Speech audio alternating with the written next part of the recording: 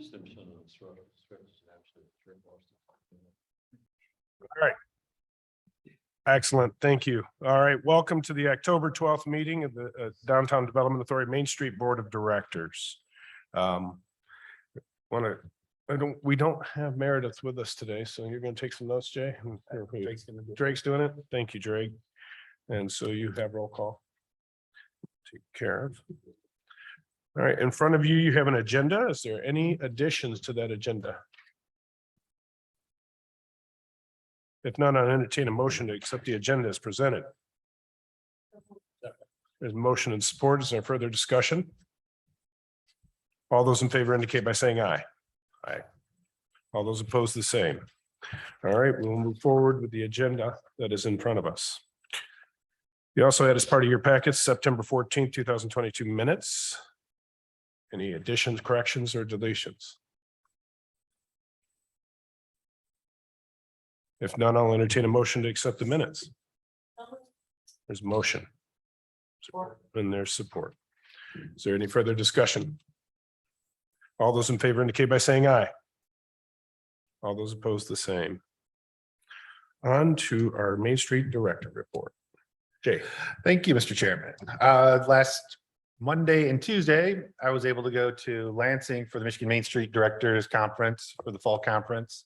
And we spent Monday talking about some reporting that we're working on right now that we'll wind up with an impact report, some demographic information, some information about businesses and details that will be coming out.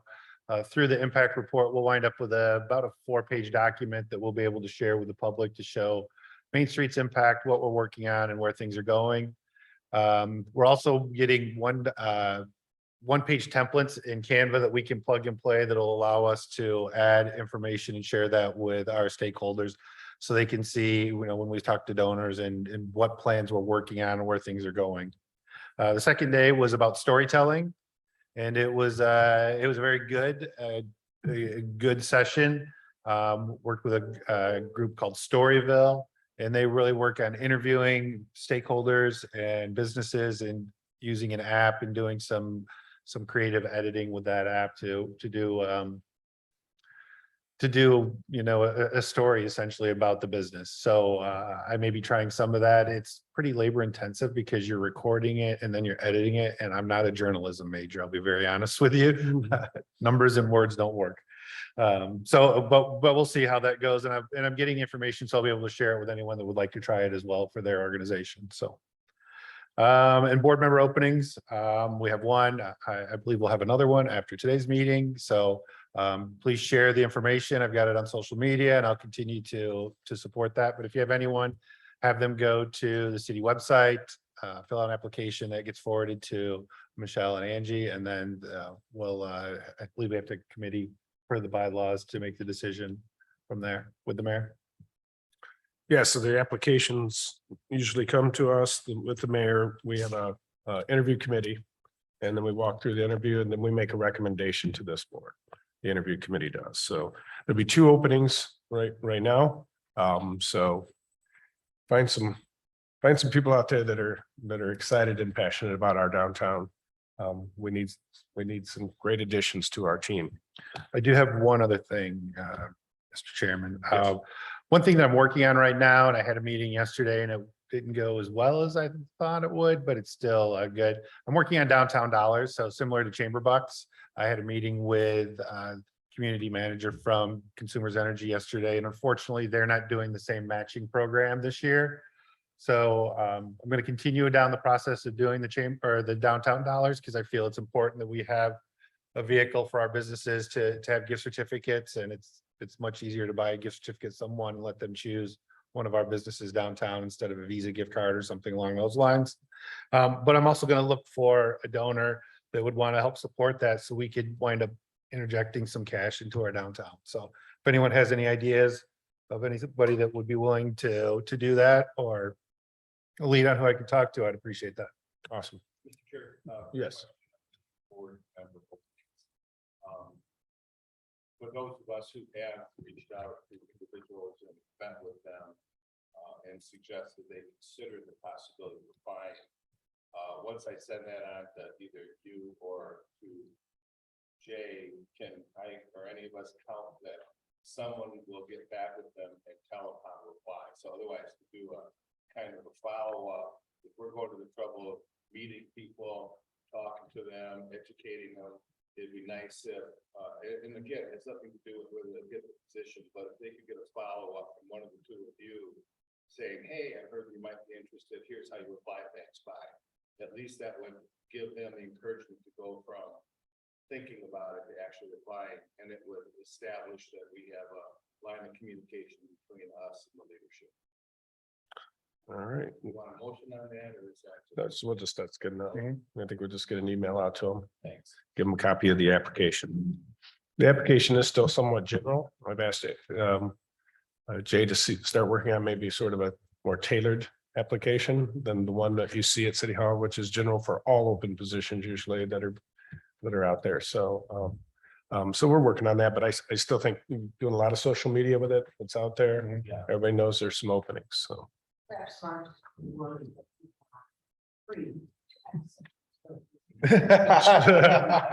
today.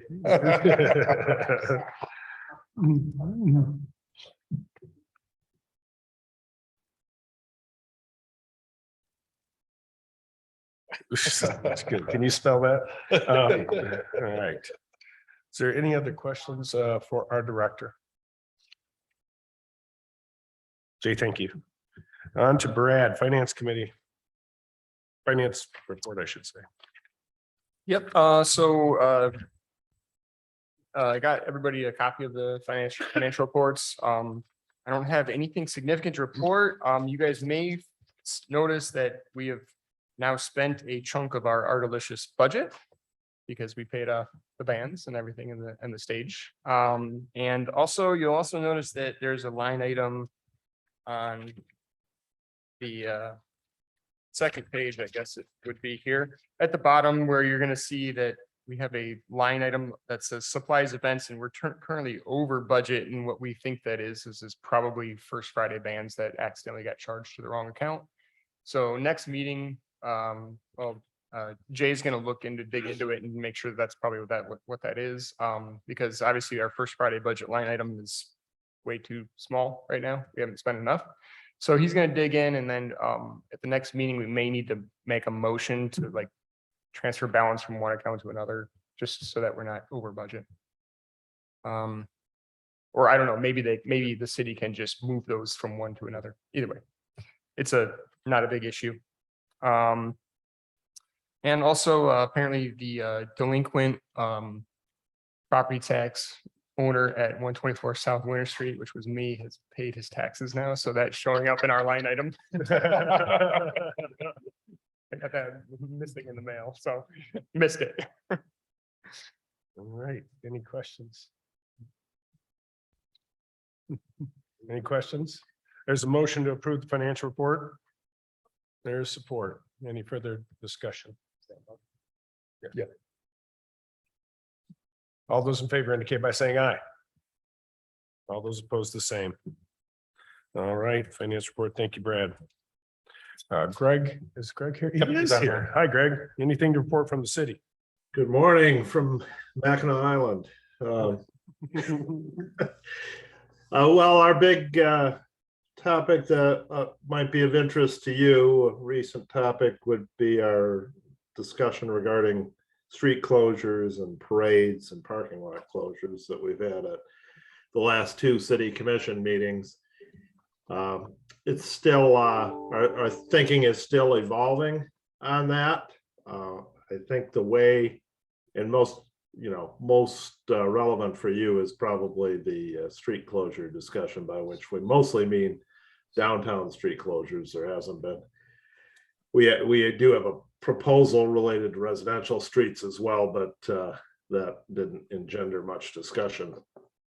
A lot of pushback from the groups who've had activities on the street downtown. Our general goal was to try to drive as many events as we could to the farmers market pavilion, where we're doing upgrades, adding bathrooms and upgrading the electrical, and hope in the future to do some placemaking in relation to the Croswell's redevelopment of the farm property to make that the center of that area really an event space. But you know, a lot of the groups that had downtown street closures this year felt like this was a reaction to them, which it absolutely was not. And you know, and so pushed back. I think the one thing that has come out of this that really everybody seemed to agree on is that private events, by which we mean events that aren't open to the public generally, that you couldn't just drop in and attend, should not be on public streets. And probably next year that will not be allowed anymore. And we do expect that you know, the DDA is going to have a significant role in deciding what sorts of events and what process for vetting events we should have going forward. You know, as I'm thinking about it right now, I think, you know, we will probably sort of, I don't know, grandfather is not the right word, but, you know, start with the set of events that we have right now, of which there are 5, Our Delicious, First Fridays, Cinco de Mayo, Juneteenth, Pride Fest, and then, you know, as other events want to be on the street, they'll have to go through whatever process you develop for, you know, for vetting those. Yeah. And what we would like to see, and again, emphasize this is still a work in progress, but what we would like to see is that all those events that are going to fall into that category really become Main Street events, and that they partner with you and seek both your guidance and support in causing those events to be a real benefit to downtown. I think we were surprised that we didn't get more comment from the downtown businesses who, you know, in the past had a lot of negative comments about streets being closed. We didn't really hear much about that. What we did hear is a little bit of is, well, it's already always one block. And you know, there's a proposal that if we're going to allow one block closures, and that's still up in the air, that those rotate throughout the 4 blocks so that it isn't a burden always on the same block downtown. But that's where we're at so far. I don't think we're going to have it on the agenda this time. Aaron and I haven't talked about the agenda yet, but I think we're probably going to take a breather from that discussion at next week's meeting. But over the course of the cooler months, we hope to come up with a policy that will be in place for next spring. Happy to answer any questions. Any questions for Greg on that? Greg Mark Murray, just wanted to comment that apparently we've all learned a bit about how we want to approach these kind of issues, and recognizing that you know, involving the various community constituents is helpful, as we found out. I do want to say that I appreciate you moving ahead with a progressive plan for our community on these issues, because it's been a growing event schedule for our community, and we do need to have a way to understand that and to promote it in a positive way for everyone. I know our board has in the past suggested that the farmers market area be an area that we continue to develop. So I'm just offering support for that and recognizing that process is critically important on these issues. Thank you. Thank you.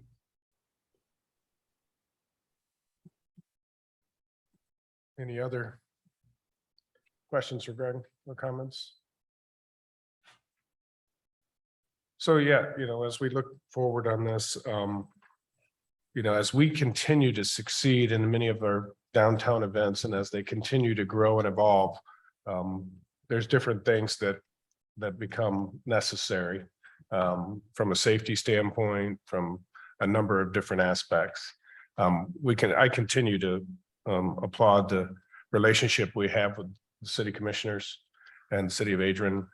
They do a lot to support these events, whether it be police presence, and a number of other things that they do to make it work. So we have a tremendous asset in the pavilion, and it's only going to get better. It's only going to get better as we move forward. So that's a big topic. We'll wait for I think a future meeting to discuss that.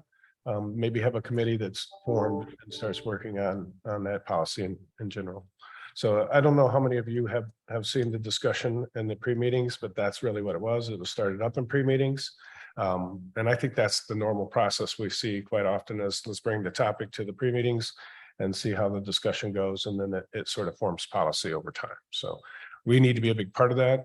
I also believe, and I would look for your advice too, is that this particular body does need to be the vetting body for downtown events. It's our downtown, and this is what we're focused on, and this is our part and position as it relates to the city commission about being able to be helpful and give guidance and be a part of that process. So, any other comments? All right, thank you, Greg. Thank you. I'm off to learn things, so Get your CE credits. yeah, I'm gonna check out there. All right, gotcha. All right, next we have a board action item, and in your package, you'll see about the page on the back side of page 2, I think it is. Nope, Page 3. backside 3. We have the employee expense policy. Now, board manual, we're still working on. There was a discussion at the last meeting about should there be a policy inside the employee expense policy that relates to board members and their ability or what they should be governed by as far as expense policy goes. But this particular one is very specific to Jay here, to our director. And so you'll see that in the board manual as we start working forward as it relates to board members. But today we really need to I would really like to encourage everybody to adopt this particular employee expense policy. Jay, you have any comments on it? I did meet with Nathan Owen, finance director for the city, and said it's a great policy. They may even look at using some parts of that for the city policy. So he was 100% support of it. So that said, can I entertain a motion to accept this employee expense policy? There's a motion. Is there support? Support. Motion and support. Is there any further discussion? All those in favor indicate by saying aye. Aye. All those opposed, the same. And you have your expense policy adopted. All right, committee reports, and we'll go into the promotion committee, and let's do a little downtown events recap for our delicious. Michelle, Jay. Anyone? I'll let Jay or Don handle our delicious. yeah, so I got a message from Dave. It was very successful. I wanted to thank Don, our delicious committee. The partnership's been great and in hopes to forge that continue going forward. A little bit on the financial end. The expenses for the bands that we had was $4,742 between $7,500 in sponsorship, and then there was $655 in cash donations that were collected. We actually made some money on it, so we had $3,413 from the event. So I think it's something that we want to look at, obviously continuing working with the Artelicious committee to see what kind of bands they would like to entertain and what works with their their theme or their direction each year. So thanks Don, thanks for spearheading this, and we'd love to continue to work. Thanks for partnering with us. Big fans. Little shout out to the Noe Law Offices and Maggard Razors, Culvers. Thank you all for that. That's great. Awesome stuff.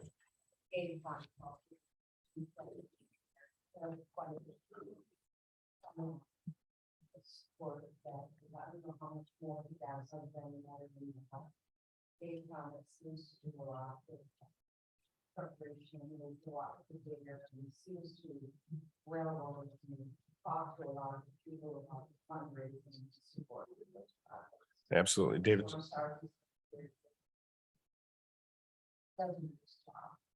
Sure does. Any other discussion on our delicious? All right, well, we'll look for a big one next year. We'll keep growing, make it better. October 1st, Friday, Maple Pride. I was not there. I was in bed. So you see the picture right here from the drone, thanks to Drake Lally and his organization, Pride, to help us get that. We did have Maple Pride as the theme. You can see, a couple hundred people there at the four corners with the photo. Thanks to Michelle for organizing it and really get it going. Weather did damper us a little bit. It was a little chilly. Car show wasn't quite as what we expected, but we still had a great turnout. And two bands, and it was a great event, especially being there on a chilly night. Michelle, anything you want to add? All right. Very well published. Put out there. Very well. Got a lot of maple activity on Facebook, that's for sure. Thank you. So coming up is November 1st Friday. What do we got going on? I don't know that theme. I'm sorry. Yeah, I'll talk about October for a second. That was our last car show for the year. I put up a post today on the First Friday page with that photo. Just kind of recapping and thanking everyone that supports that event. The city, our sponsors, DDA, it's, takes a lot of people to pull that off. So First Fridays are year round. Not everyone knows that or realizes that. A lot of people think it's just the summer. So November is Give Thanks. Information will be coming out about that soon. After that is December, which is obviously the Comstock tree lighting, our holiday light parade. That's all wrapped up with First Friday. And the theme for that is Winter Wonderland. Other events going on is Ladies Night. That's next week, next Thursday. Obviously, the downtown trick or treat. That's everything that's coming up right now. I wanted to briefly touch on, so I set the themes for next year and I did include Maple Pride again for October. I think that's a good theme to stick with for our community. I don't know if it's gonna be this meeting or one coming up soon, but I'd really love the board to start discussing First Fridays and how we're gonna move forward with that. If there's gonna be a committee, of this board and the city or what that's gonna look like, because we have to start making decisions pretty soon. Like I said, I did the themes, but as far as cost, the board put in money last year for bands and for radio advertising. The bands can hold off for a little bit, but we're gonna have to make decisions about radio advertising pretty quickly. We signed that contract in the end of December, early January, typically is when we should. Obviously, we did sponsors last year that covered both of those costs. So that's something we can do again, but I don't want to get too far down the road in making those decisions if there's going to be a more collective group moving forward with First Fridays. So just some food for thought.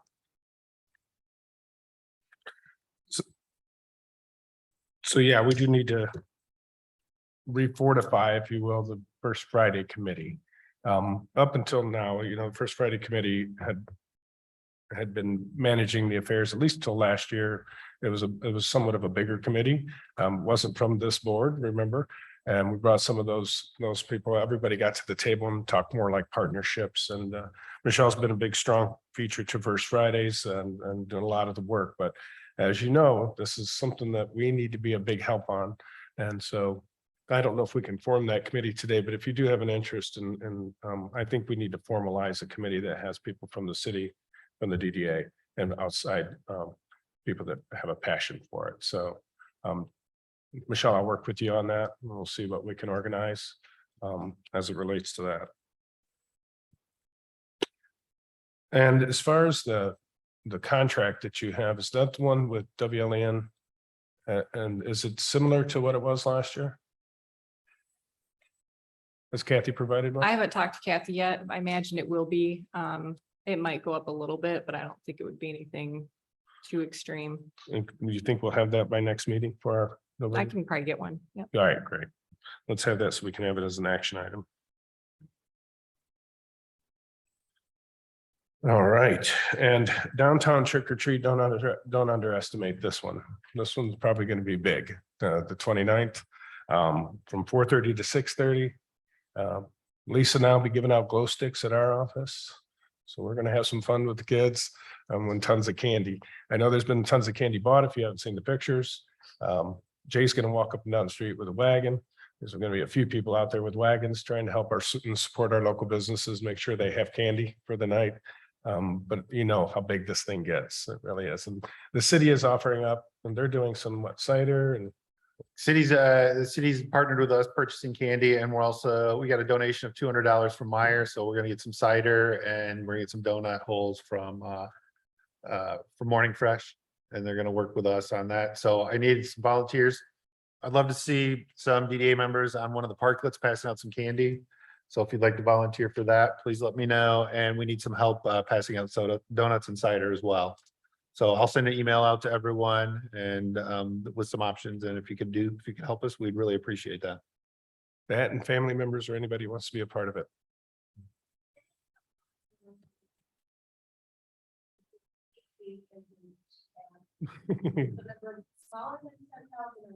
What did Jeff say? He got 5,000? Michelle? Yep, so Rising's got 5,000 pieces. So it depends on how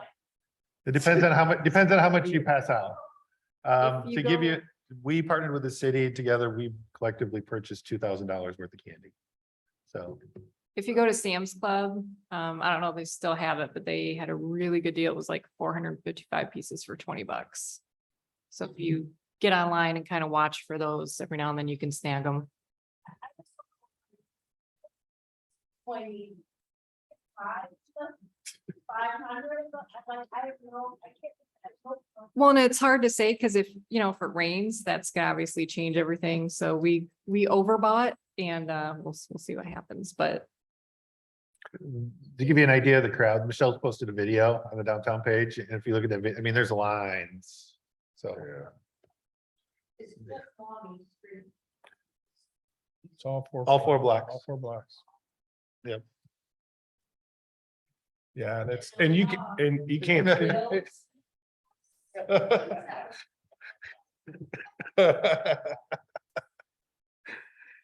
Yeah, so, and I would be, if I remember, maybe it was 3 years ago or 4, it rained and it did not slow things down. It was raining the whole evening, it was cold and it didn't slow anything down. It was a big night, so be prepared. Yes. Question on the activity calendar. Do we have a policy on what it takes to get on that? Does it have to be open to public, free, and put on by? So how do we public, private, how do you decide what gets promoted? And does everything get promoted the same, or say, does the city promote the events that they're more associated with? And how do we promote events that, so do all of these things get the same level of attention? And how does one get one event on the list? So if I had a private event, I probably couldn't get it on the list, but if it was a public event in the downtown, open to the public, free, should it be able to be on this list?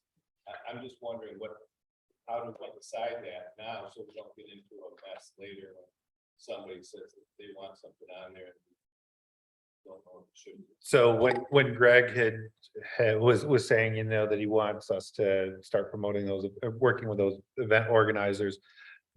I've got some information from other main streets and they have a process that, if you're going to be a downtown event, this is the process.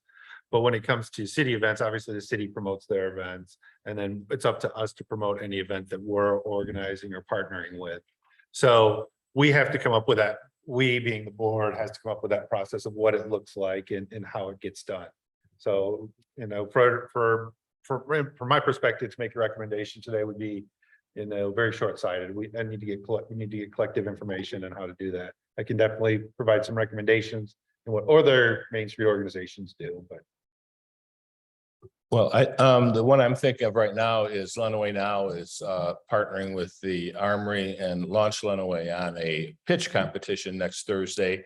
And it's open to the public, it's free, and it's a wonderful event that would be great if we could get promotion on that kind of an event. But it may not fit into the litmus of what the DDA wants on there. It's in the district, it's put on by a not-for-profit, and it's open to the public.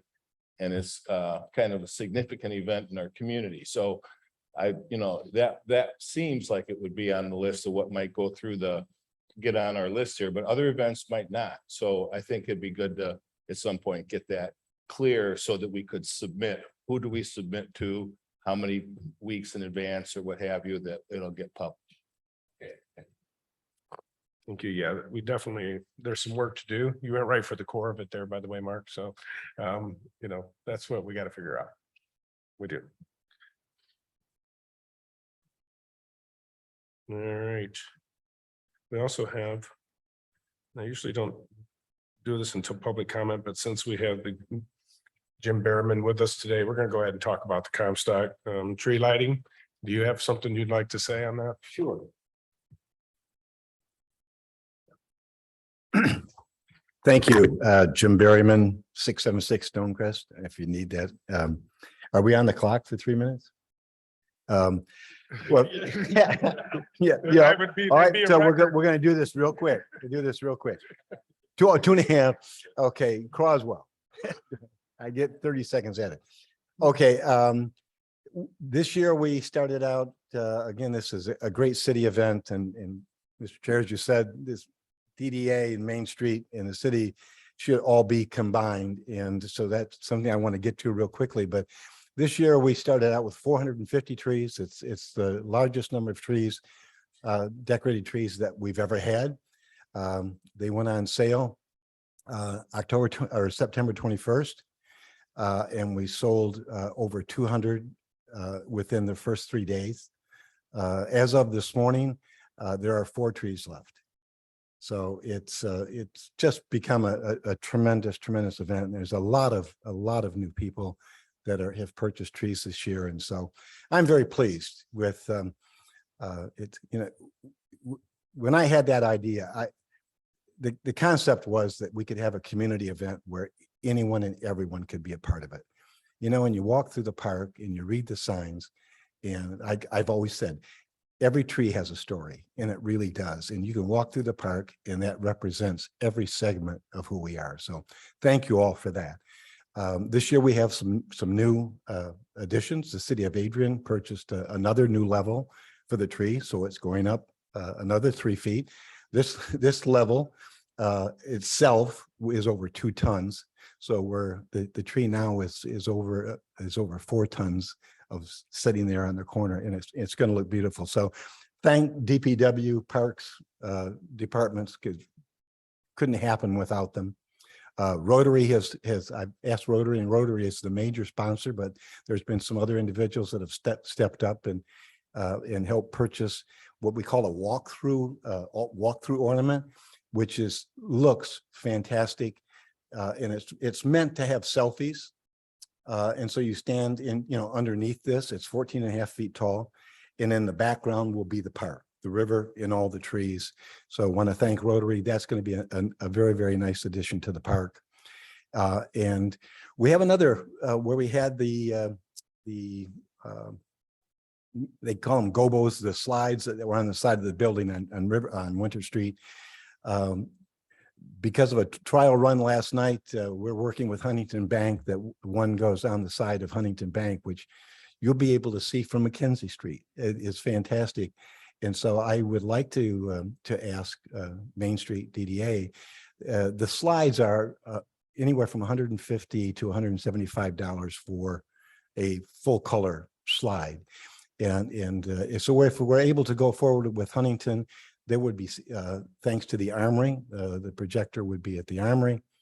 It would be 6 slides, and would love to have one of them as being Main Street DDA. It would go through you. The draft would go through you.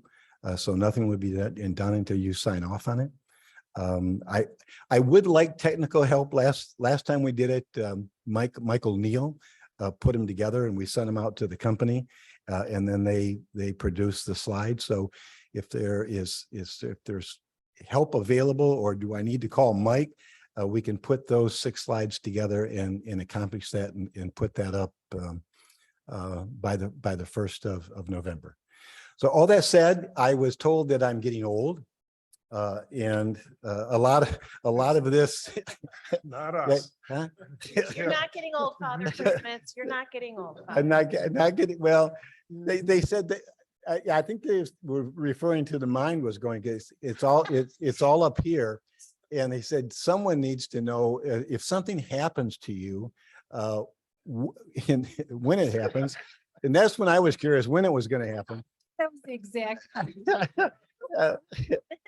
Sounds like So- Mark knows so more than he's anyway, telling us.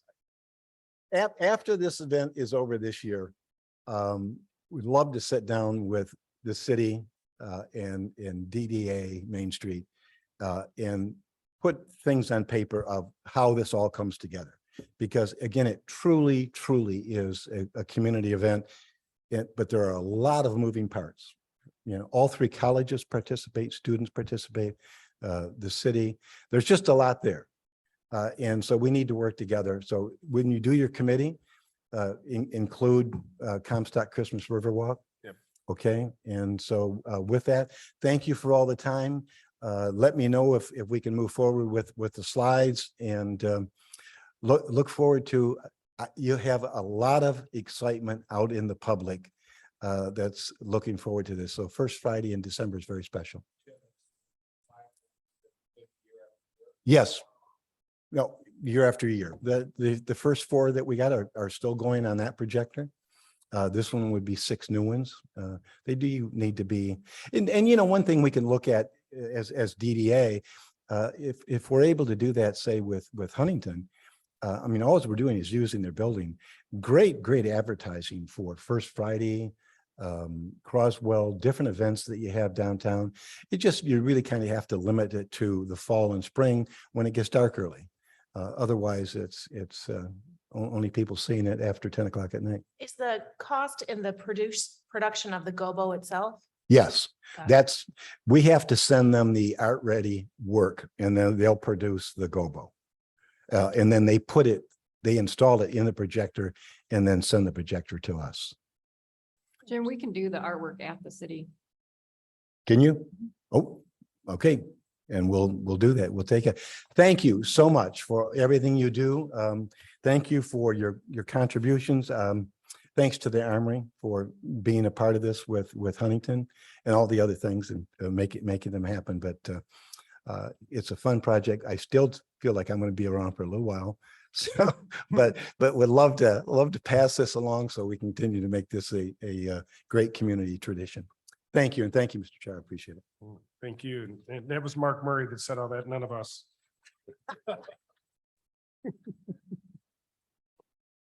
All right, so Jim, I can't thank you enough. You know, how many phone calls have you taken in the last 30 days?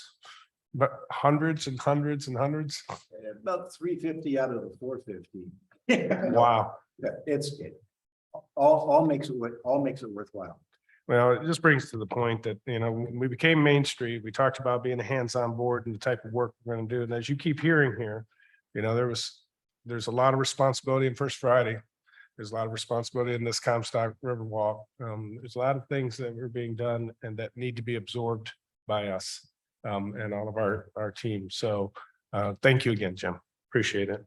I'm sorry, can I just ask one thing? Sure. Could you just clarify the timeline? I know sometimes there's confusion. What time does the parade start? What time is the actual lighting? Has that been set? I believe it's going to be the same as last year, but we're actually meeting next Tuesday to Got talk it. about the parade. Okay, So I can send out or send it to Jay and he could send it out to the board as soon as I confirm all that. that'd be great. Thank you. Awesome. Thank you. Mark, I'm going to hand it to you. You have a New Year's Eve event you want to discuss that maybe. Well, there's an opportunity, and I think W's here. Mr. Wilson, would you step up and help us with this? W4 Entertainment is putting on an event at the Armory for New Year's Eve. There's been some discussion about the Main Street board sponsoring some kind of a fundraiser, and we've looked around to figure out what might happen. In any case, W4 Entertainment is moving ahead with an event, and they're going to make a proposal to partner with the Main Street board. Yeah, I did send over an email to you two with a general outline of an idea, just to kind of see what your thoughts were. I didn't know where you were with that. So if you want to, could you go ahead and just give us a quick outline of what that might look like? Yeah, so essentially the event overall is going to be just a 4-hour event, like 8:30 to 12:30. I have a couple bands booked already. It would be an open bar event, so the ticket price to get in there would be for the event as a whole, and it would include beer and wine. That would be served by MC bartending. That is all booked out. I am looking for one additional band just to try and have a little bit more diversity in the lineup to try and pull more people.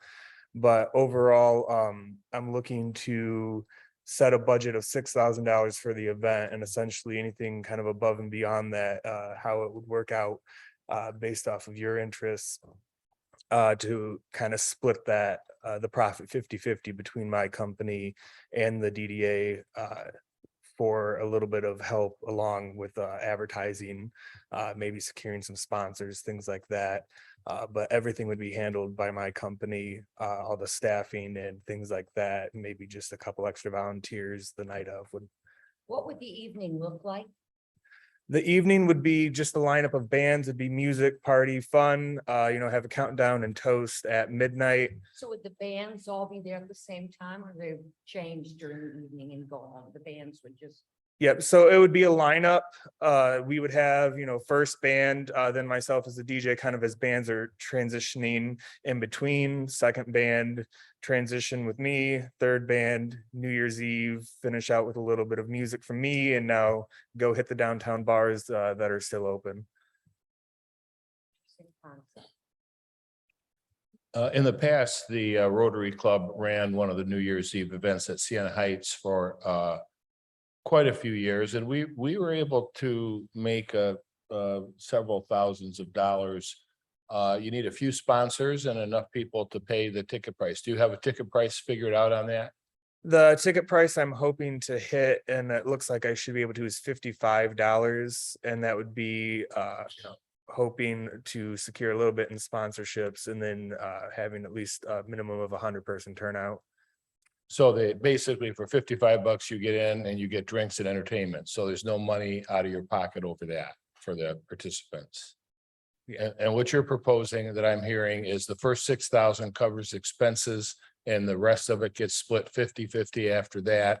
There's no downside for the Main Street to do this. Correct. I'd be taking on all the initial expenses myself.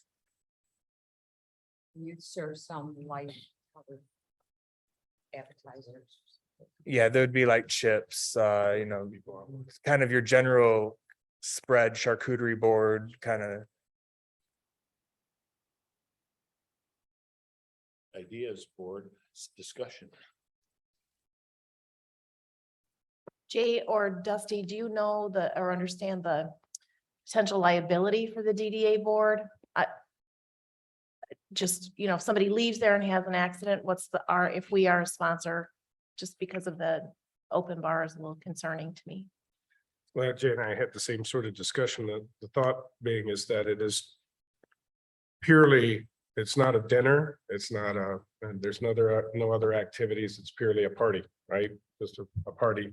And that's the question we have to ask ourselves is, while there's some opportunity for us to make some money, how do we feel about that type of event? Very specifically, you know what I'm saying? Yeah, and what's the liability associated with it? When Rotary took that on, Mark, the coverage of Rotarians have that, and was there food and was there something else when they used to do it? Did you guys have it at fairgrounds or no? Siena Heights, Siena Heights, that's where it was. Benincasa. We purchased, Chipmore handled our liability and he had a basic liability policy for that particular event. I know at the Armory, we have our own policy, and then W4 Entertainment has a policy, as does MC bartending. So I think certainly that's the first level of attack that Margaret, you're the pro on this. How do you see that as far as illegal? Well, there's the distinction is are they paying for their beverages? The difference is going to be that you're providing them in the one price. I don't know if the Rotary did that. Did they include alcohol in your purchase price? We did. We didn't want to sell the drinks because you go, there's another whole process for liquor Right. there's a ticket, you licenses. Buy tickets, you can't. Yeah. Right.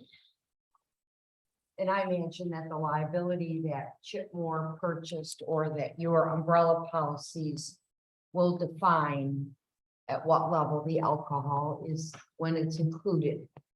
Without looking at your policies, I wouldn't be able to advise whether that's incorporated or if that might be something you have to buy outside your umbrella of your policy. But quite frankly, you know, those little permission slips that they send out with the schools, you're going to get sued anyhow if somebody is hurt or, you know, you're going to have to deal with that factor regardless of what happens. And we always hope and pray that nobody gets hurt anyhow and that people are drinking responsibly and that they know law enforcement is heightened on those events and they're not going to pick up an OUI for second, third, fifth on that particular night. We don't know their histories that they come with anyhow. Mhm. So we hope responsible adults are drinking. So I don't know what that was going to require more attention to what you have. That'll always be the question. The first question we'll always ask. But I think you can hold an event as the Rotary has done in the past that will incorporate the assumption that they're responsible breakers. Mhm. 8:30 to 12:30. Somebody wants to do some damage, they can. And that's just nature of human beings, but Mhm. I think that will be the answer you'll have to, that's the question you'll have to get answered. You'll be able to do that. So I think any of these, Wilson's offer the opportunity to partner and have a fundraiser for the Main Street program. Is this any kind of a program that we might want to look at in the future, whether it's this one or some other one? There is an opportunity here now to get some, make a fundraiser that actually works for us, that's in front of us. And we don't have to work at it a whole What's that? lot other than helping to market it, maybe get some sponsors. So The it's, burden benefit, I think, has to be defined. I'm sorry, but I Oh. think we need to know a little bit more about what the cost is and what the benefit would be. Mhm. I think everything else, that's just what we need to know. And I think you need to know that too. You think that you say there's gonna be some money made. How much money is it? $55 a head? Is there enough to make it worth your while and our while to partner? Or is there enough in the till at the end? That's It's what we'd like to know. sponsorships make all the Big difference. on difference. those. Right, Yeah. And that'd be our job to get that. So for anyway. 100 people. Yeah. Is that all you're gonna sell is 100 tickets? No, 100 would be the goal for a break even amount. We can hold up to 300 in the armory. Technically, I'd be looking between somewhere around 200 would be the actual goal. Okay. I think that Jay, you were looking into a downtown New Year's Eve event. Were you able to get traction? I'm interested in the Yeah. interest. The traction that we were looking for wasn't there. There was lukewarm at best from our restaurants and bars. A lot of them already have activities, and so they weren't really, they were like, we'll participate, but we're not really looking to go beyond that. And just as things have caught up with us, that it wouldn't be a great event. We want to make sure we have great events. So With that said, they have their own events, the restaurants. And so would we be competing with them and or even perceptually, would we be competing with our downtown businesses? That's a question. One issue I see, I mean, this is a for-profit event. Correct? I mean, this is a private company, it's a private party, it's a for-profit event. I don't know. I don't know how I feel about the DDA supporting something like that. I may be totally out of line. No, I just don't. No, we appreciate the comments. No, that's, No, I think we're for profit. It's to benefit everything we do is gonna be for some profit, I think. Well, when we think about the DDA sponsoring something and we're going to be getting, some amount of money from sponsoring that type of thing. I mean, that Yeah. our money is going back, to the community. And I think when we're going after sponsors and things like that, that's with the understanding that those dollars are going into the community, Yes. not to a private person. Okay, yeah, okay. So there should be 100% of the profits going back to the group if we're gonna do it. But in which case, we'd have to put the event on and run it. And so I think that the big question is, are we gonna run any kind of fundraiser in 2023? And how would we go about deciding to do that? So this is an opportunity for the board to discuss and decide what they want to do with any kind of fundraiser, not particularly this one. Well, that brings up, ideally what we thought was going to happen with Artelicious was that we would, take the street over there on Main Street, create bands, and be able to sell alcohols for fundraising capacity, like when Blues and Brews had their structure and the like. It was the same sort of idea. And then as we saw that we needed a 6-foot fence or whatever it was, or 2 4-foot fences or whatever it is, that burden became more of a concern. And then again, it was back to, is DARA really a benefit to our downtown businesses? It sure has been, to 11 or 12 of them, maybe 13 of them. So do we compete again? Is that helpful? Is it for the fact that we would raise some funds in that fashion? So the biggest part of fundraising, I think, in Main Street is going to be putting together our story, as Jay was talking about earlier. And he and I are working on a number of bullet point items and our story right now. Where we should get our core funding, I think, is from our stakeholders. That's the big fundraising, like selling them that we are effective and we are making huge impact. And this is the way we're doing it. So that's one of our best ways to raise funds for this organization, or the way we should be doing it. So If we're supporting a Christmas party for children, we're supporting the toy purchase. And we're getting together with you to gather more toys. Would that be any different than what we're talking about now, but it involves alcohol? Would that be any difference if we change the scenario just a little bit? It's the same question, but it's not any different. So we're asking really the same question, except we're buying appetizers and serving beer and wine. So let's not get too far out of what we're doing. It's the same scenario, and I just think we need a little more information. But I appreciate the ask. I think these are questions we need to answer as we grow. So thank you.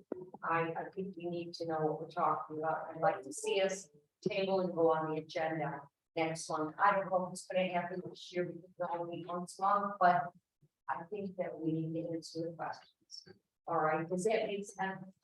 Yeah. All right, I don't want to push you aside, or I just want to answer the question responsibly. All right, can we do that? May I ask that we? yeah, we can have it back on the agenda for our next meeting. There's no need to table. There was no motion, so it's just a matter of moving forward. Jay and I'll dig in deep. It's from the liability aspect, it's not. Again, developing this policy, that's going to take a lot of vision. This is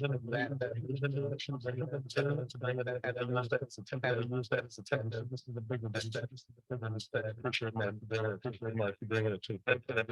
One thing I'd just like to mention too is we really want to be careful that we don't discourage people from bringing ideas like this to us. Because now that we're gaining traction as a Main Street group, people are starting to notice what we're doing, and we want to make sure we project that positive attitude that, yes, we want to partner on things.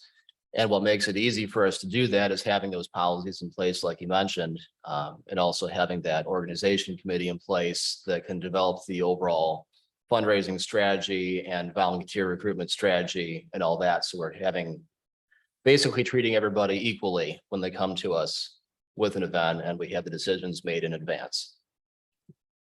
I'd be happy to join the conversation about developing that policy. I think, that, or I don't know if policy is the right word, but the framework around how to partner with the DDA on your event. I like, that's exactly how to partner with the DDA.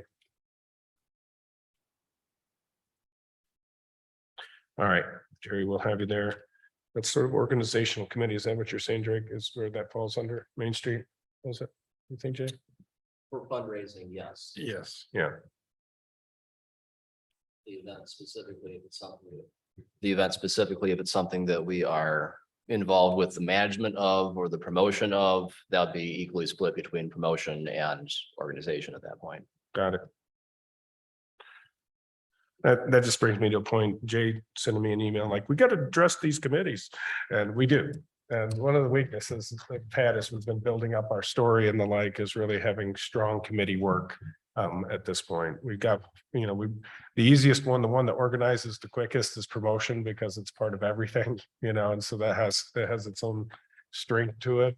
But we still have to develop design, organization, and come on, economic vitality. Yes. So again, I'm not going to put it all out today and put anybody in it, but I encourage you to help me on this, and Jay, as to say, hey, I'd like to be a part of that committee. In our board, you're going to see in our board packets that one of the expectations, and as we're projecting to our new applicants, it's very detailed now what we expect, and we need to at least sit on one committee, at least each of us.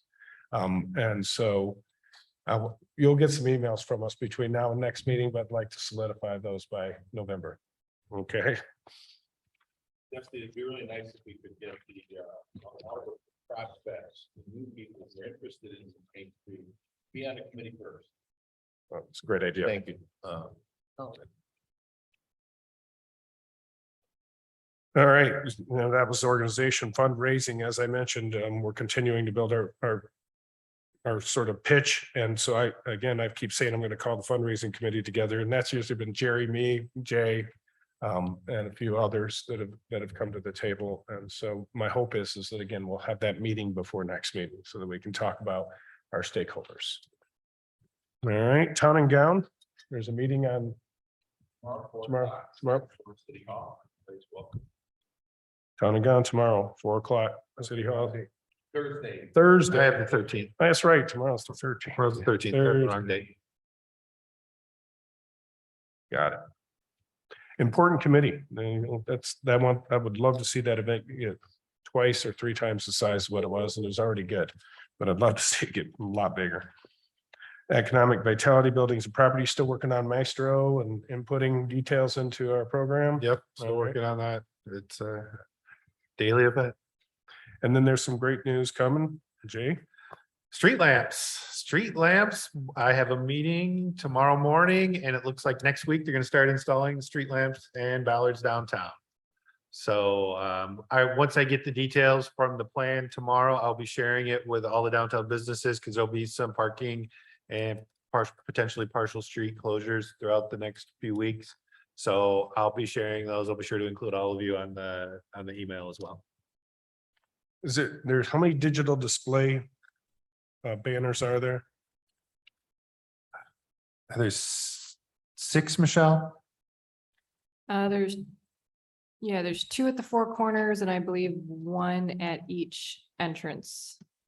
So 6. So, and who the content of those, have we, go ahead. Oh, that'd be you with the content? Yeah, so I believe we'll have the access to change that at the city. Okay. And I think, Jay, aren't we supposed to go to some training on that? Yeah, we have a training coming up. It's on my calendar, but I don't know the date off the top of my head. I don't even know if I have that on my So calendar. probably know a lot more by next meeting. Yeah. Excellent. I Any just other- have one other Go thing ahead. for design committee. Just a big thanks to Lisa Maggard and then members of the Croswell staff and Devaney Rosebrock for putting up the fall decor. It was a little wild getting it all done. So thanks for your patience, but I think it looks nice. We are interested in the idea of supporting the Winter Wonderland theme downtown, not downstairs. And thinking about for December's first Friday, asking downtown businesses to use their windows or the front of their buildings in that Winter Wonderland theme. So just as we're trying to not spend as much money on the downtown decor, if we could really get the businesses to put something in their window and perhaps put together a prize package of some sort. I'm interested in the feedback from this board or members of the public who are here. Do you think people will support that idea? Do we have enough businesses downtown? Are they doing enough for Winter Wonderland? Any thoughts around that? I know a number of people decorate. I try to do it in my windows there, but I would love to have a theme that like that sort of creates a uniformity to it. Yeah, we're thinking like, oh, Christmas tree or something. So it supports the trees, but doesn't compete really. Right.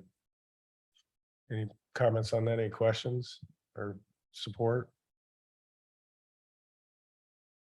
And that would be up to each individual business owner to make those decorations. Right. We put some guidelines together, put together a panel to review them at some point.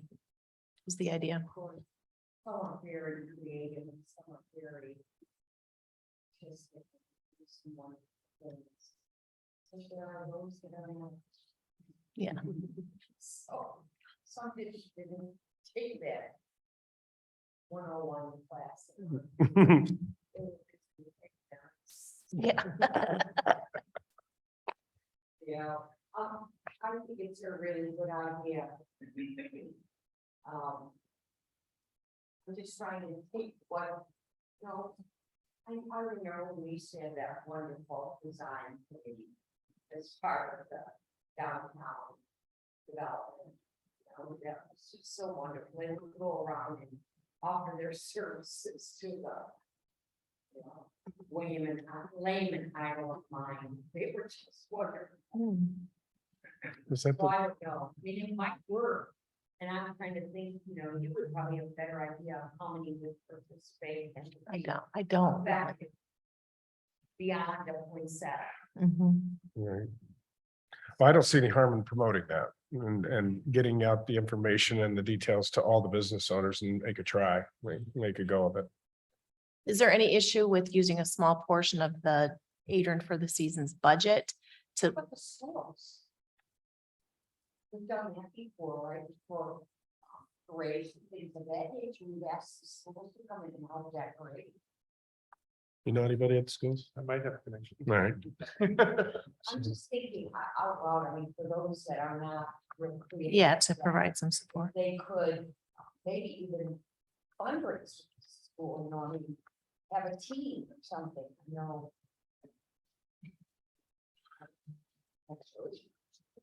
Yeah, I think I see what you're like, I could work with Annie Howard or someone and Yeah. she could put together some small groups that if you don't know how to decorate your window, but you want to participate, get some support around that. That's what you're saying, Margaret? Yeah, got it. Then I would think with that budget. Yeah, yeah. Okay, yeah. that's interesting. Jerry, do you know, we can talk after, but how much you spent on the fall decoration? I don't, Okay. carpenters, they're just not the best at communicating. I did specifically ask Steve Kraus to forward the amount of the invoice when he gets it, but Okay. Because there might be some opportunity for us to support some of that then within the budget. yeah, I think we're well under our annual budget. Right. So there's some opportunity. I think I still have some holiday things to buy yet, but Superb. Okay. All right. thank you. All right, I feel like I'm missing something here. Is there any other topics that we need to talk about on that? All right, Tim, are you still here? You still awake? Just about. Hello, Tim Robinson, Lenawee Now. I think the big news is, like Mark said, it's Tuesday, not Thursday. The 18th, square one at the Armory. Cole's one of our contestants. We have 6 contestants. Mark's a judge, Jay's a judge, and Michelle Beecher from Tink and the Frog will be a judge. Like I say, the Idea Genius Award is a $4,000 award. And then the Audience Participation Award is a $1,000 award. And Cotton Brewing's providing a beer. Just in Time Catering is doing the food. So we've got local folks doing the food and the drink. It should be a good time. We haven't got a whole lot of RSVPs in yet, but that's not terribly unexpected. I expect a good crowd. Last time we did this was 125 people crammed into Cotton Brewing. So Jake's doing the emceeing. So we got this all in the family. So I expect a fabulous turnout. We've the kind of competitors have been through the pitch coach. They've shown us what they got. We put a little spit and polish on it for them and have them go through it one more time. You remember that. And then everything will rock and roll Tuesday, starting at 5:30. Doors open at 5:30.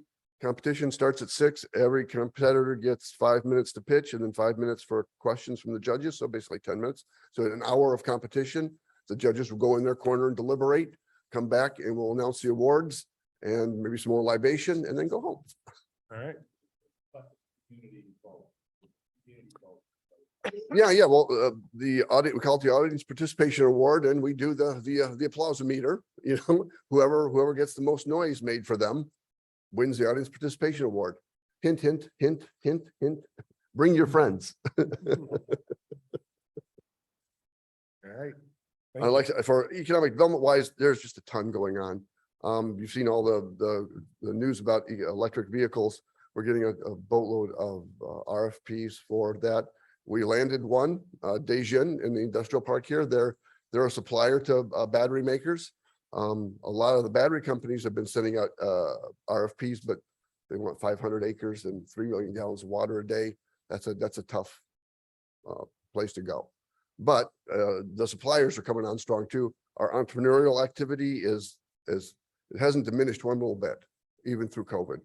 Maybe the reluctance to pull the final triggers a little bit more there, just because a lot of them are like Jay and Gwen's business. It's a retail or a consumer-based business, and I get being a little hesitant to pull the trigger on that one right now.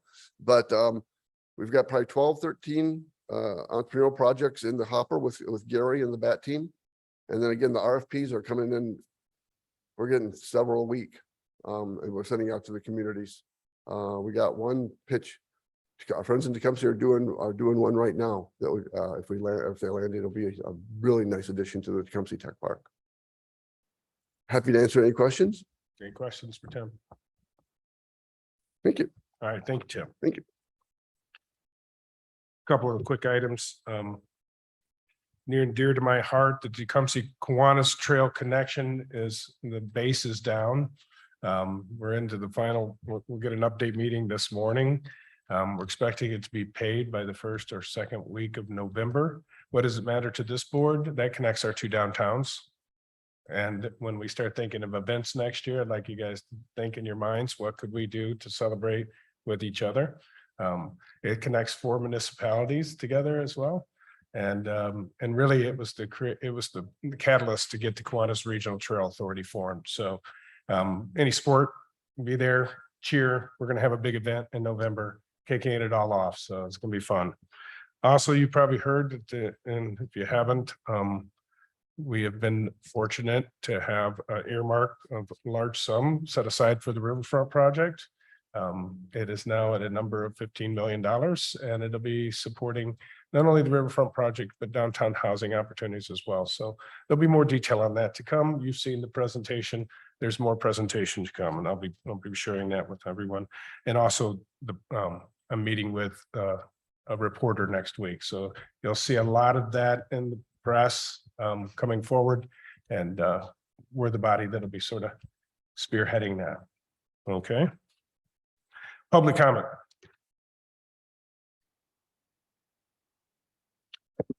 Bob Benke, 256 Ironwood Drive, Adrian. Wanted to talk today about the DDA's future as conversation continues with street closures. I wanted to provide a little bit of a history of the 3 groups that are most concerned with the street closures. The Hispanic population, the Black population, and the gay population. My time as superintendent, I quickly learned that I stepped in and began to lead an organization that was part of the oppression of the Hispanic population of the city of Adrian. I know through my time here talking with a good resident who just lives down the street, grew up in a 1-room schoolhouse on the former Gleaner property. And as the city of Adrian began to grow, it took more property. And as the school district began to grow, it took more property. It began to consolidate these 1-room schoolhouses and farm boys and girls began to attend Adrian Public Schools. The one area that the school district did not consolidate, and it's very interesting to look at the school district map, is that we purposely went up and over the Sunnyside neighborhood, around it, down, out into Palmyra. So if you think about that, the school board at the time said, we don't want the workers to attend Adrian Public Schools, but we would appreciate if the landowners' children attended Adrian Public Schools. When we talked to Rudy Flores, his father was not allowed to live on Budlong Street in the house that Rudy lives in now, because there was specific redlining that eliminated people of color from owning houses. So there's a area of hurt and a history that still exists when we have students from Adrian Public Schools that would go to Meyer and come home, and ICE would take their father off to a detention center just recently. So to be told that you're good, you made it to Main Street, but now you need to be moved and segregated to a different area is concerning to us. And we'd really like to be part of the conversation as the DDA moves forward to plan on those street closures. We're open with the rotating cycle of one street. Doesn't need to be the same street all the time. We just do not want to be forced to be moved and segregated again. Thank you. Thank you. Other, yes, I Jim. won't even take the 15 seconds. Just as of the last email, trees are all sold out. All right. So we've, job. the city has done well. Thank you. All right, thanks, Jim.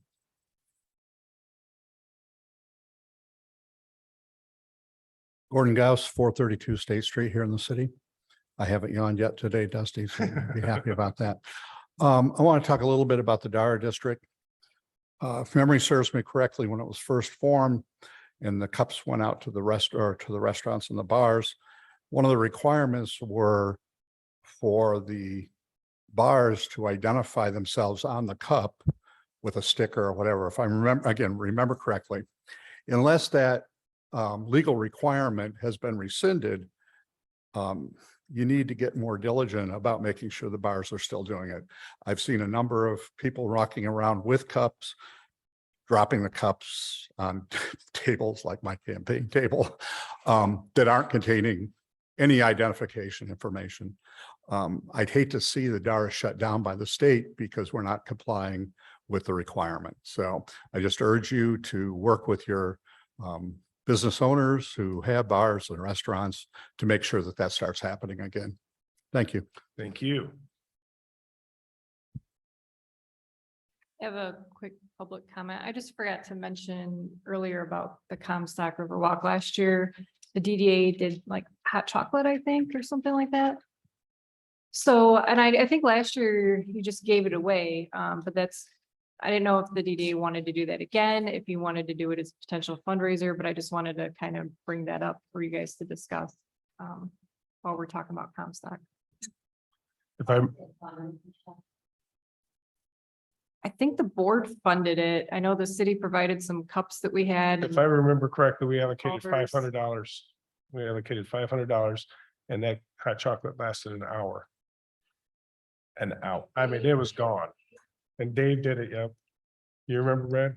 Yeah, it didn't last very long. College Avenue. I mean, you could probably even do it for donations and get, I was just gonna chime in. We had volunteers from, and I think it was about an hour and a half and it was gone. Now, there was some noise from some of the downtown businesses that were providing hot chocolate, if I remember correctly. So we need to be sensitive to that as well, because I just remember that clearly in my head, hearing some flack about that. But at the same time, the demand was so outstripping at that point. I just, it was a great feature that I thought we added to the event. So. For 2 hours. And we would need Approximately, that would be correct, Michelle, yeah. It might be $1,000, we would give those students, my where they go. Yeah, I mean, I can look into and get some costs for you guys on what, hot chocolate and cups and all that. That's easy enough to do. So the question is, do you want to do that again? All right, so if we get some cost and the like, oh, Cole, go ahead. Can we do sponsored cups? Like where you can put your logo on the cup and it's so much sense to get the cost of the cups covered. So like a business could sponsor like each individual cup and then you could have different businesses sponsor the cup potentially. Because if you think about all the people walking around with cups and it's good advertising for them. And then it covers the cost of the cups for us as well. Yeah, and I think we give the first opportunity to our downtown businesses as well. That way they're not missing out on any of the potential advertising of the event, especially if they're on the other side of the park or far away from it. Yeah, I like the idea. I like it a lot. Downtown has cups. Where you go, you just buy them. We would just buy them, right? Yeah. Yeah, they're, Okay. Well, that would still leave us with a significant cost of hot chocolate, right? I mean, some, yeah, like I said, I can look and see buying it in bulk, what it would cost. I think that's a great idea. I mean, you could potentially, like I said, use that as a fundraiser and get some sponsors and not have any costs and actually get some fundraising out of it. think we can get that organized by next meeting. And he already has a sponsor. But yeah, Which day? where's Dave? Yeah, he's working right now. So you like a motion to proceed with the hot chocolate and secure sponsors to support the whole project? There's been a motion. Is there support? Support hot chocolate with sponsorship covering all costs associated there. Do we need to secure Dave's support of this event? He was pretty key. Can we count on? I mean, he's usually very willing to jump in, but All right, well, then we can hold the motion because we can still act by next meeting and still be effective. So let's get all the details together. Let's get an idea behind it. And Cole, if you'd help, that'd be great too. And we know Jay and I can walk around downtown. There's gonna be a lot of interest in that. Yeah, especially when we tell them how fast it went last time. So since I'm playing secretary here, Uh-huh. we have a motion in support. Do we need to do anything in terms of unmoving and unsupporting, or do we just let Table. it die? just table it.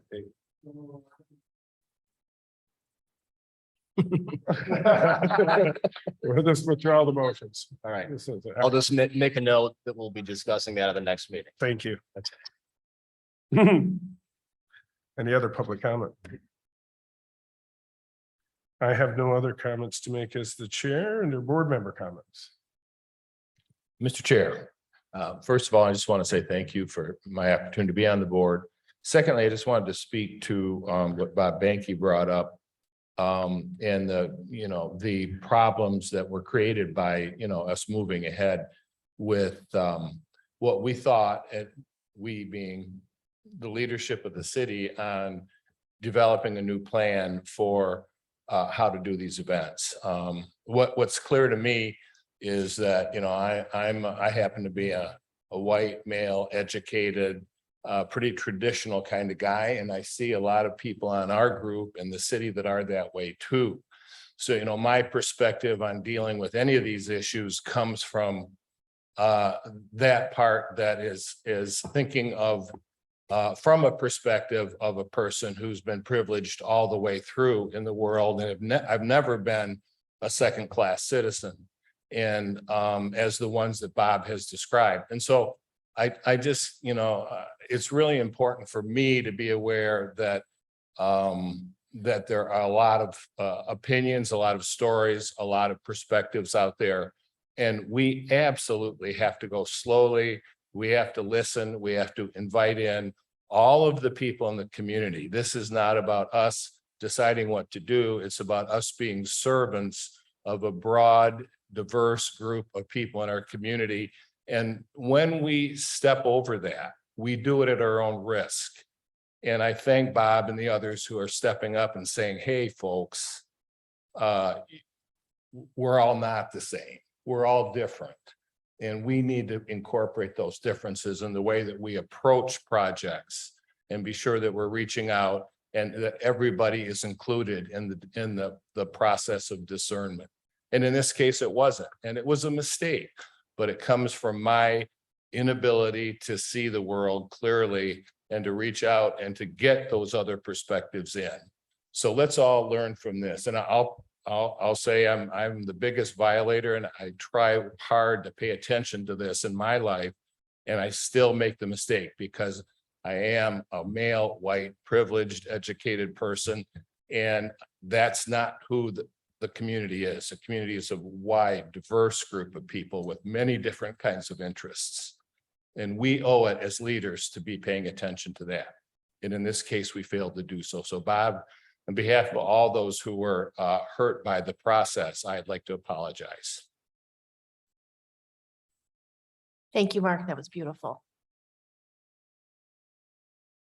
Thank you, Mark. Any other comments from the board? Here, Mark, I agree. And we're hearing from the people who were hurt, which is wonderful. And thank you for standing up and representing too. Bob, I would expect no less from you, and you have represented and seen with your own eyes the impact that it has had on our community. And our organizations do not mirror our community, and we need to mirror our community so that they are present with a voice. And I hope that our community, who I have so much faith in, will address this more directly. And I think they will try, and that they will be effective in doing that. I would like to take a moment to thank Mark Murray for his service on this committee and for all he does. And although we won't see him here, we will see him. And I know he will continue to be a face in our community, and that we will be the beneficiaries of his continued service and the work that he will do for all of us. And I am personally very grateful to live in a community from which he comes and for which he and Mary are a part of every day. Time's up. And so I get as many minutes as I want, just because I do. And Let's hear it from I Mark. do not take silence easily. Mary, thank you. And I Thank look, you so much, Mark. I love you, and I'm so grateful for you. yeah, when when the DDA changed over and all of our new faces came to this table and Mark joined in, there was a lot of work to do, and it's under the same sort of the theme of bringing everybody together, everybody. And Mark has been a champion on that, and he's done some great work, you all know. So Mark, again, thank you for your service, and we expect you to be out there next to Behrman making noise. All right. Thank you, Mr. Chair. I will. Thank And you. humming, let there be peace on earth. Can I just make a comment? Just again, appreciation and thanks to Mark and for your comments today. As we as a board look to fill now 2 positions, I think it is an incredibly important move for us to be actively seeking people of color, people with different perspectives and voices to join us at this table. So when you, and because many of those people are disenfranchised, they don't necessarily see themselves at this table. So it is our outreach that will make a difference. So as you live your life and walk your walk, I encourage you to think about those people and who would make a good person to join this board and help all of us improve. Excellent. Well said. Other comments from the board? All right, up and coming events, you can see on the sheet here. Otherwise, if there's no other matters to bring before this board, I'll entertain a motion to adjourn. There's motion, is there support? Motion to support. Any further discussion? All those in favor indicate by saying aye. Aye. All those opposed, the same. Excellent. Thank you.